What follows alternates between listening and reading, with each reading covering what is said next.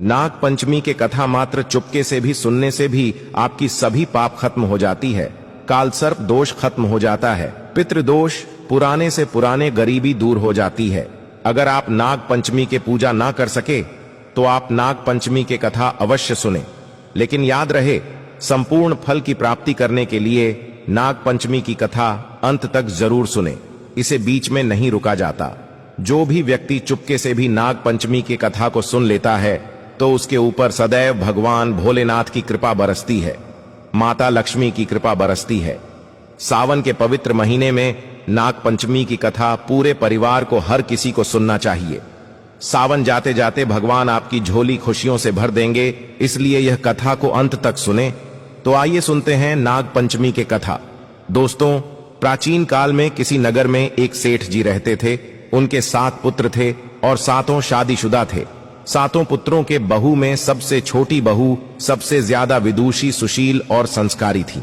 एक दिन सबसे बड़ी बहू ने सभी देवरानी से कहा कि आज घर को लिपने के लिए पीली मिट्टी लेकर आते हैं।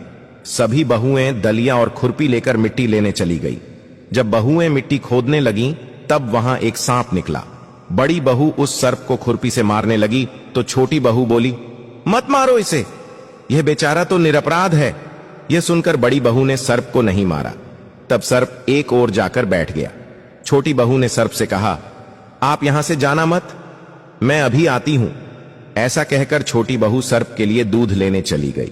घर पहुंचकर वह अपने कामों में लग गई और सर्प को किया वादा भूल गई। अगले ही दिन जैसे ही उसे यह बात याद आती है, तब वह दूध लेकर वहां पहुंची। तब उसने देखा कि सर्प तो वहीं पर बैठा है। सर्प को देखकर वह बोली, भैया मुझे माफ कर दो, मैं अपने कार्यों में लगकर आपसे किया वादा भूल गई। दोस्तों, तब सर्प बोला, मुझे झूठ बोलने के लिए मैं अभी तुझे दंश लेता हूं, लेकिन तूने अंत में सच्चे हृदय से मुझे भैया कहा है, इसलिए मैं तुझे छोड़ रहा हूं और आज से तू मेरी बहन हुई। तुझे जो चाहिए मांग लेना।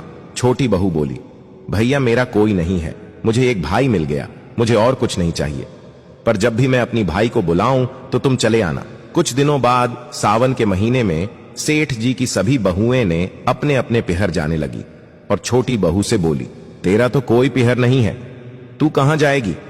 यह सुनकर छोटी बहू बहुत रोई। तभी वह सर्प एक मनुष्य के रूप धारण करके उसके घर आया और बोला, मेरी बहन को भेज दो।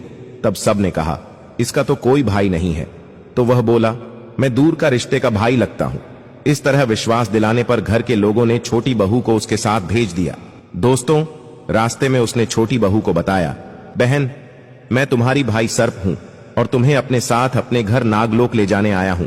तुम डरना मत, तुम मेरी पूंछ पकड़ लो। छोटी बहू ने सर्प के कहे अनुसार किया। जैसे ही वह नागलोक पहुंची, नागलोक की धन ऐश्वर्य को देखकर छोटी बहू चकित रह गई। सर्प उसे अपने माता के पास ले गया और बोला, माता यह मेरी बहन है, इसने मेरी जान बचाई थी और यह हमारे साथ कुछ दिन रहने आई है। दोस्तों, सर्प की माता ने छोटी बहू को गले से लगा लिया।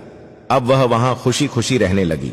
वहां शेषनाग के बहुत छोटे छोटे बच्चे जन्मे हुए थे। वह रोज देखते हैं कि माता सभी को रोज दूध ठंडा करके घंटी बजाती। घंटी की आवाज सुनकर सभी बच्चे वहां आकर दूध पी लेते थे।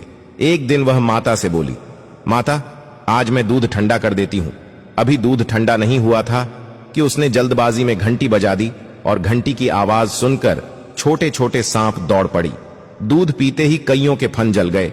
सभी सर्प बोले, हम इसे दंशेंगे, परंतु माता की समझाने पर बच्चे मान गए। दोस्तों, तब उसके भाई सर्प ने और उसकी माता ने छोटी बहू को हीरे मोती और जवाहरात देकर उसे विदा कर दिया। इतनी सारी धन दौलत देखकर बड़ी बहू बोली, भाई ने इतनी सारी दौलत दी है तो इसे झाड़ने के लिए एक सोने के झाड़ू भी दे देता। यह सुनकर सर्प ने सोने के झाड़ू भी ला करके दे दी और उसकी माता की तरफ से हीरे मोती और मणियों का एक अद्भुत हार भी दिया। उस हार की प्रशंसा सारे नगर में होने लगी। दोस्तों, जब यह प्रशंसा नगर की रानी ने सुनी तो उस हार को पहनने की इच्छा उसने राजा को बताई। राजा ने तुरंत अपने सैनिकों को वह हार लाने भेज दिया। राजा के डर से सेठ जी ने छोटी बहू का हार सैनिकों को दे दिया। इस बात से छोटी बहू बहुत दुखी हुई और अपने भाई सर्प को याद करके उसे सारी बात बताई। सर्प बोला, बहन तुम दुखी मत हो, राजा खुद तुम्हें वह हार लौटाने आएगी। रानी ने जैसे ही वह हार पहना, वह हार सर्प बन गया और रानी ने डर कर वह हार फेंक दिया। यह देखकर राजा ने छोटी बहू को उपस्थित होने का आदेश दिया। सेठ जी स्वयं छोटी बहू को लेकर गई। राजा ने छोटी बहू से पूछा, तूने क्या काला जादू किया है? छोटी बहू बोली, राजन मुझे क्षमा कीजिए, यह हार ऐसा ही है, यह हार मुझे मेरी भाई ने दिया है। इतनी देर में वह नाग वहां पर प्रकट हो गया। नाग बोला, यह मेरी बहन है और यह हार मैंने इसे दिया है। यह देखकर सभी लोगों ने नाग देवता को प्रणाम किया। क्योंकि उस दिन पंचमी तिथि थी, इसलिए उस दिन से नाग पंचमी का त्योहार मनाया जाता है।